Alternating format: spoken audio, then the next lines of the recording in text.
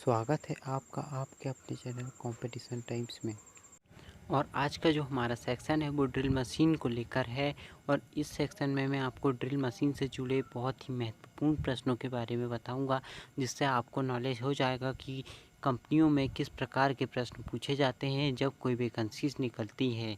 तो चलिए drill machine के हम ये सब प्रश्न देख लेते हैं। तो पहला प्रश्न इस प्रकार है, निम्नलिखित ड्रिलिंग मशीनों में से किसका प्रयोग वहाँ किया जाता है जहाँ पर बिजली की उपलब्धता नहीं होती है।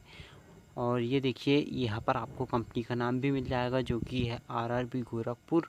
और किस पोस्ट के लिए पूछा गया, तो ये असिस्टेंट लोगो पायलट के लिए पूछा गया। और कब पूछा गया, तो ये 12/10/2003 में पूछा गया प्रश्न है। और इसके ऑप्शन इस प्रकार है, bench drill machine, pillar drill machine, radial drill machine या रेचेट ड्रिल मशीन। तो आंसर जो है आपको पूरे डिटेल में मिलेगा।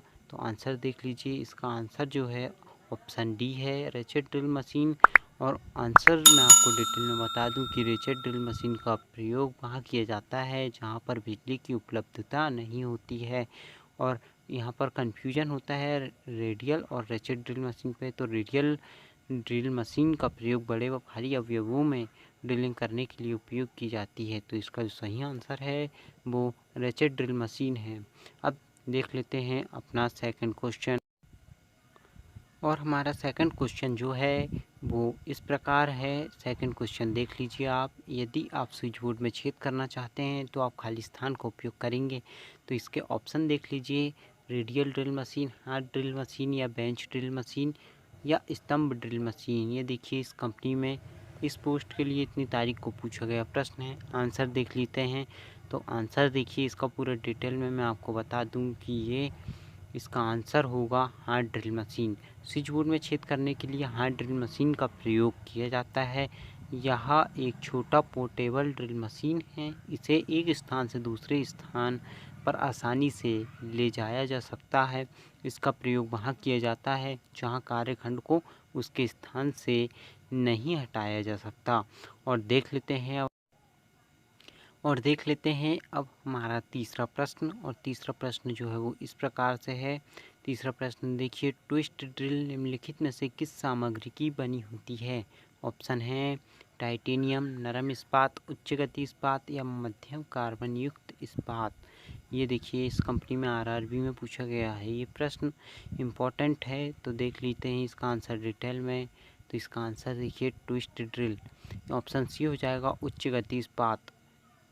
तो देख लेते हैं इसको स्पाइरल फ्लूटेड ड्रिल भी कहा जाता है। यह हाई कार्बन स्टील का बना होता है। ड्रिल का प्रयोग बहुधा सुराख करने के लिए कार्यशाला में प्रयोग किया जाता है। इस ड्रिल के दो भाग होते हैं, सीधा फ्लूट ड्रिल तथा spiral flute drill. Lip drill की अक्ष से लगभग 59 डिग्री का कोण होते हैं। इसे कटाई कोण या कटिंग एंगल कहते हैं। इस प्रकार दोनों कटाई कोण या लिप्स के बीच समानतः 59 + 59 = 118 डिग्री होते हैं। इसे लिप्स कोण या बिंदु कोण या पॉइंट एंगल कहते हैं।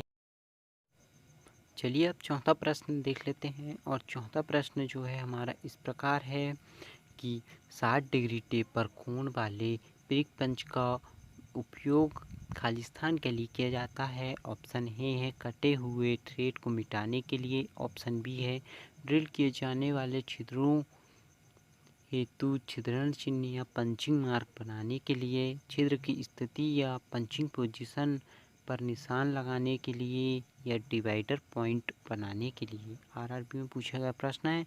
तो देख लेते हैं इसका डिटेल आंसर। और इसका जो डिटेल आंसर है वो इस प्रकार है कि 60 डिग्री टेपर कोण वाले प्रिक पंच का उपयोग ड्रिल किए जाने वाले छिद्रों हेतु पंचिंग मार्क बनाने के लिए किया जाता है। प्रिक पंच एक केंद्र पंच के समान होता है जिसका प्रयोग मुलायम धातु जैसे तांबा, पीतल, एल्यूमीनियम आदि के कार्यखंड पर मार्क की गई लाइनों को बिंदु लगाकर स्थायी करने के लिए किया जाता है। तो चलिए अब पांचवा प्रश्न देख लेते हैं। और पांचवा प्रश्न जो है हमारा इस प्रकार है कि मशीन स्पिंडल के अग्रभाग नोच से टेपर सैंक उपकरण को निकालने के लिए प्रयुक्त बेज जैसे उपकरण को क्या कहा जाता है। ऑप्शन है हमारे ए है ड्रिल चक, बी है ड्रिल डेप्थ और सी है ड्रिल सॉकेट एंड डी है ड्रिल की। ये आरआरबी में पूछा गया प्रश्न है। देख लेते हैं इसका आंसर, और इसका आंसर जो है वो है मशीन स्पिंडल के अग्रभाग नासिका से टेपर सैंक औजार को निकालने के लिए ड्रिल डेप्थ का प्रयोग किया जाता है। यह संरचनात्मक स्टील के सदस्यों में फास्टनर छेद को संरेखित करने के लिए उपयोग किया जाता है। चलिए अब हम अपने 6वें प्रश्न की ओर चलते हैं, और 6वां प्रश्न हमारा इस प्रकार है कि एक ड्रिल का लिप निष्कासन कोण खाली स्थान के बीच है। ऑप्शन ए है 3 degree to 5 degree, option B है 8 degree to 12 degree, option C है 12 degree to 20 degree and option D है 0 डिग्री। ये इसरो में पूछा गया प्रश्न है, और देख लेते हैं इसका आंसर। इसका आंसर जो है लिप क्लियरेंस कोण वह कोण है जो फ्लैग के द्वारा ड्रिल अक्ष से सतह पर लंबवत के बीच बना कोण होता है, जो 8 डिग्री से 12 डिग्री के बीच रखा जाता है। और गाइस अब हमारा जो नेक्स्ट वीडियो होगा उसका टॉपिक ड्रिल करने की विधियाँ व ड्रिल मशीन के पार्ट्स होगा। अगर आपको यह वीडियो पसंद आया हो तो लाइक, शेयर और सब्सक्राइब ज़रूर कीजिएगा। तो थैंक यू फॉर वॉचिंग।